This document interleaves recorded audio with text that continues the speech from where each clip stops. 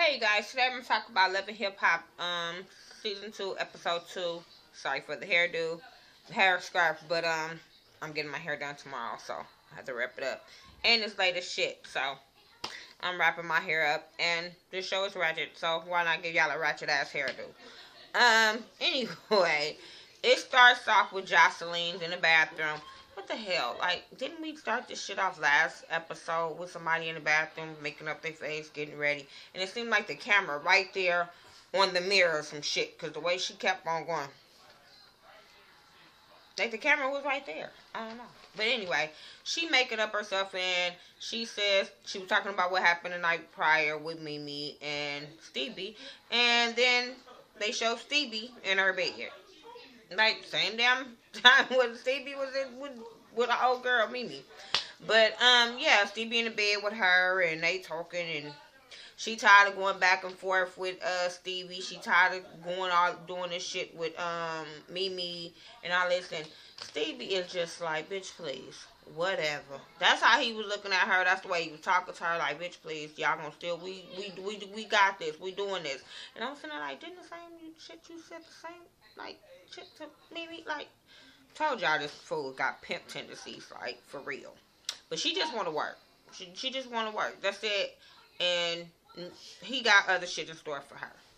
Scrappy and Erica, they sitting there, they talking about how happy they is and how her mama doubt they. She telling him what happened with her mama, how her mama doubt their relationship, and she just want her mama to be happy, and he feel like long as they happy, whatever. But I'm like, really, Erica? Like, really? And she wants them to talk and all this kind of stuff, and I'm like, I feel like Scrappy shit. If y'all happy, hell, it doesn't matter who else is on your damn team, like, for real. Especially if y'all already got a baby together, y'all been together for years, like that. You talking about him being a mama's boy, but bitch, not bitch, I'm sorry, Erica. But girl, grow up, like, you caring about what your mama say. So how you gonna get mad at him for being a mama's boy? Like, for real, I didn't understand that one. She tells him that she wants him to get to talk to the mama, and he don't want to, but he's just like, okay, cool. She like, okay, let her meet Daryl, not Scrappy, not whatever the other name she said. And he like, okay, cool, I'll go talk to your mama if this is what you want, cool. Anyway, at Hot, then they introduced a new cast member, Tracy Steele. She works at Hot 107.9 in Atlanta or whatever. She's the baby mama to DJ Drew. He's the DJ for Chris Brown. So, yeah, the son is at the studio. He's playing with her. She's talking about how she loves being a mom and all this kind of stuff. She makes the son excuse himself for going in another room, and she talks to DJ Screw. Then they start going back and forth about how she wants him to be a father, and she wants, he brings up about something about some shirts that he had made. I think it was some door or there or some shit, THARE, and it was called These Hoes or Always Hoes or some stupid shit. And I was just like, who's buying this? Who's wearing this? Like, all the guys, now all the girls know what this shit means, so every time a guy have on this shirt, they know what the hell that means, like, for real. Then, they arguing about groupies and all this kind of stuff, and this was crazy. Then she was talking about how she wants him to keep these girls away from her son, which I can understand, because she was like, you had 8 bitches and whatever. I was kind of up in arms. I was on both sides with this, because I feel like, girl, you the baby mama, the ex-girlfriend, know your place. He can sleep with whoever he wants to. But I do understand you saying that you don't want your kids, your son, around these different women. So I understand that. Then she was like, you moving these girls in and out. And he was like, well, one of them was a school teacher or whatever. So my thing is, maybe she wasn't a groupie. Maybe she was a potential real girlfriend, and she moved out in them 3 months because he was still being ratchet. So every woman probably that he was with wasn't probably a groupie. Just the relationship just didn't last, just because it was only for 3 months. Maybe just the relationship just didn't last. But yeah, so I was like on both sides with that, because I was like, girl, stay your lane. You can't tell him who the fuck he gonna be sleeping with and who he can sleep with and all that, but you can't tell him who to have around your son. My thing is, I think she just still in love with him. That's why she don't want no girls around him. Just my thoughts. I did highlight she caught them microwavable bitches. That was funny.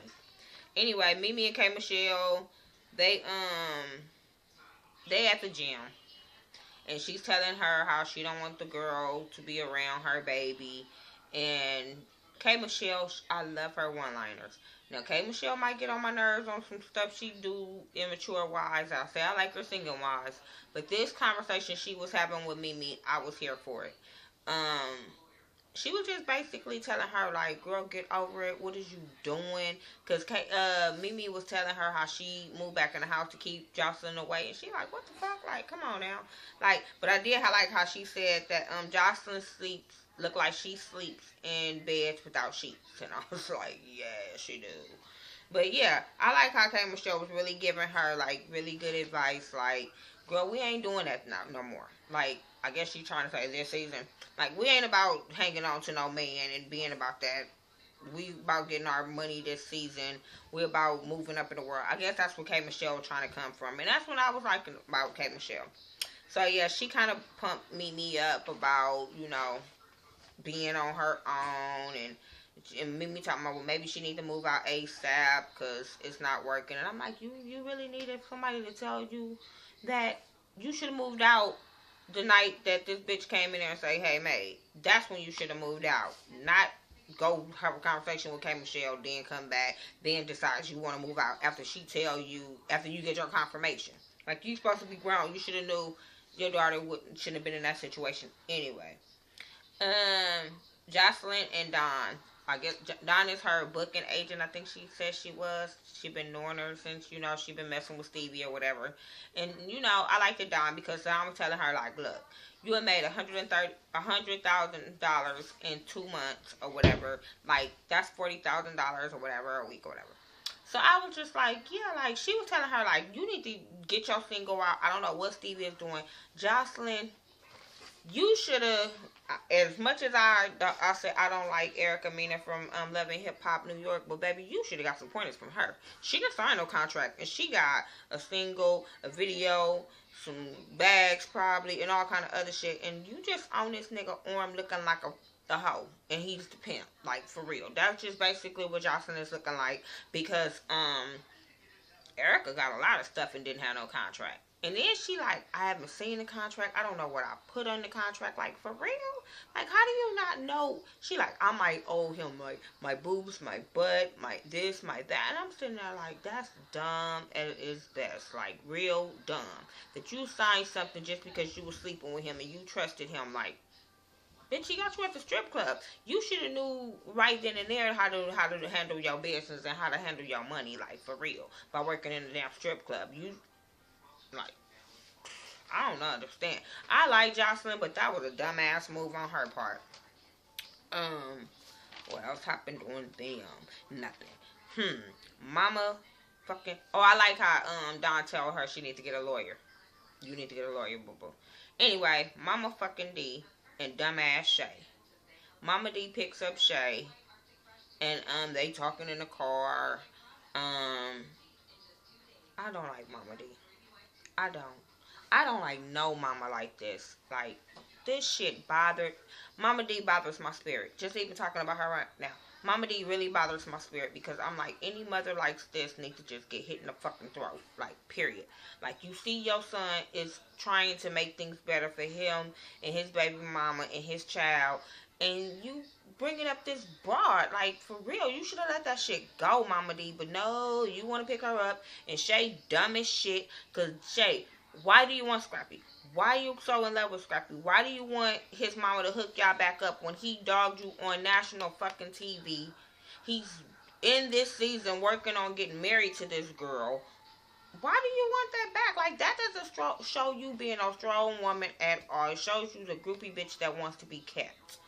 I mean, that's just how I feel about Shay. Like, and I liked her on Flavor of Love. I thought she was one of the strongest women on that season of Flavor of Love. And for you to get on here and act so dumb over some dick, like, for real, like, that you ain't got nothing invested in Scrappy. Like, what, he messed up your credit? Is you trying to get your credit back good? Because I'm like, y'all don't have no kids together. Y'all don't have no house together.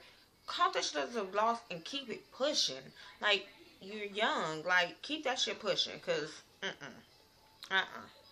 it, Mama, and throw Mama D ass in the trash when you on your way out the door. Tracy and Drew, this was like a whatever fucking moment because they was in the house and she comes and he invited her to dinner to pick up her son. I don't know, but he tells her that he needs $25,000 for an investment deal because he's going to open up a sneaker store. And she is just like, when you can prove to me that your groupie's not going to be running it and all this kind of stuff, then I will help you out. And then when I see you being stable in Atlanta for your son, but how is he going to be stable and be on tour with Chris Brown and all this kind of stuff? Like, but that just don't work. Just because you at a radio station and you're stable there doesn't mean he's gonna always be in Atlanta because his job travels. Like, like I said, I just think Tracy wants to be back with Drew. It's not about the son to me. To me, it's about her wanting to be with him, her trying to dictate what he does, and all that stuff. Oh, back up. Before Tracy now, it was something that Scrappy said that pissed me off when she said that Shay, that Erica forces Scrappy or whatever. She seemed like he's being forced. Bitch, are you serious? And then my thing is, what, he with a real woman that's gonna tell him, like, this is not what you need to do, boo-boo. This is what you need to do, boo, to make our situation better. That's not forcing him. And my thing is, if you was his woman, you will be telling him some things too. So then what? And then Mama D gonna be mad at you because she gonna be saying you taking her spot. I don't know what made me think back of that, but that shit bothered me with Shay. I'm not here for her and Mama D at all.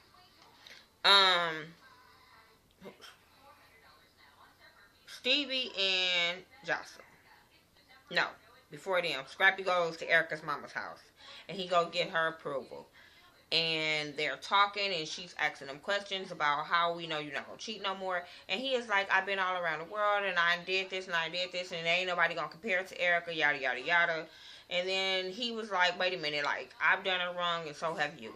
And she like, wait a minute, hold up, homeboy. Like, yeah, I did my 5 years, but I put them in another situation. So, I can, so they wouldn't be getting taken from social services and all that. But I was like, yeah, that is true. Because when we first seen Erica on the scene last season, she was complaining about you to Mama Erica. So, Scrappy is right when it comes to that. Both of y'all have did Erica wrong. My thing is, Erica, boo-boo, you shouldn't even put your mama in that situation. But yeah, I like how they talked it out. They was cool. She welcomed them to the family. She was like, everything is cool. Like, you showing me that you want to be with her. He is saying, like, she's saying, like, long as y'all happy. He said, like, that's all I needed to hear from you. So, it worked. That conversation worked.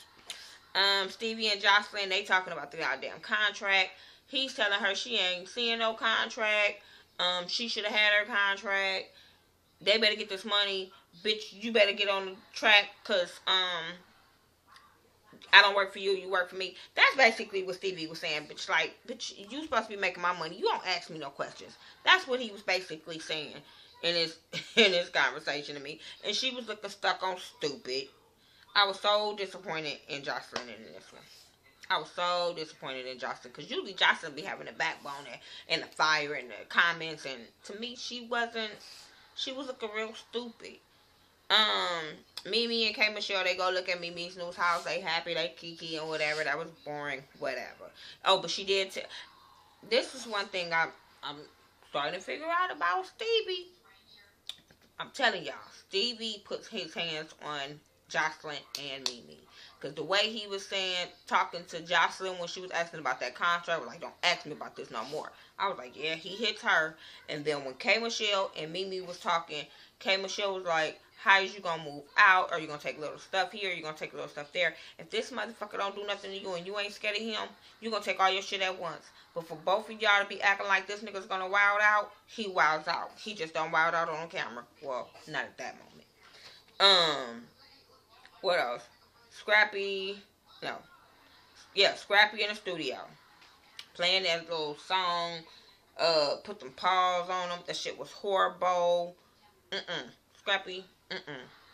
I don't know. I just don't listen to Scrappy music. I've heard of him, but I'm not a big ass fan of his music. And what that shit was sounding like, I'm still not gonna be a fan of his music. But he listening to that. His mama come in. They talking. She's not really here for his marriage with Erica. She's here for Shay. She trying to punch him up about Shay. I was tuning her out because I don't like Mama D. I don't like how she's getting in this situation. Even my son was he was watching this with me, and he was like, Mama, please don't ever be like that. And I was like, you ain't got to worry about that shit. Like, if I know you trying to make something better for your family, I'm not going to never bring your ex bitch and try to make y'all work that shit out. Like, come on now, like, this is why I'm broken homes now.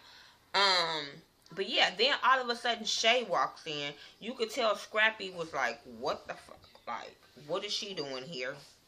So, yeah. And they talk, and I do understand what Shay said, where Shay was like, you could have talked to me, you could have handled this situation differently. And he was like, yeah, I'm sorry, I could have did it differently, I didn't mean to hurt you, yada, yada, yada. I'm so over them, I just feel like this is really fucked up situation and that Mama D put him in. So I think he should check his damn mama. Benzino and Stevie J, they meet up, they talk about he's scared to go home because he had made this damn drama with Jocelyn and Mimi. Stevie is just, Benzino is like, you created this bullshit. Go home. Go home. You've been tripping ever since you got with this bitch. Go home. That's basically what he was saying in a nutshell. Then at the end, it was about Mimi moving out. She was packing out. She was telling him she can't do this no more. So you could tell they edited the shit out of this damn episode because, yeah, it was some shit just not looking right. And then she goes upstairs to pack. She comes back down. She walks out. Next thing you know, I don't know if that was a producer or what, but they tried to stop him. Just all of a sudden tried to stop him. Next thing you know, he wrestling with them. Yeah, he beats up on them. Because she had to get protection to leave that house because she was scared as shit. That's what I got out of it.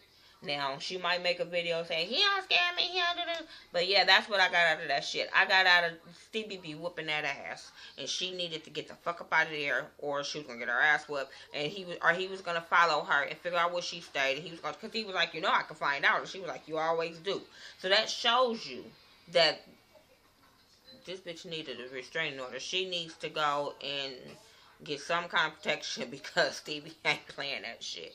Anyway, this is my review for Love and Hip Hop Season 2, Episode 2. Make sure you rate, comment, subscribe, share my videos on everything on Facebook, Twitter, Tumblr, Google+, all that. Follow me on Facebook, Twitter, Instagram, Keek, all that. I go by The Ghetto View on everything that I do. THA, not THE, except my Instagram is Miss Nika, MIZZNEKA 69. But yeah, talk to me and I'll talk back. All right, peace.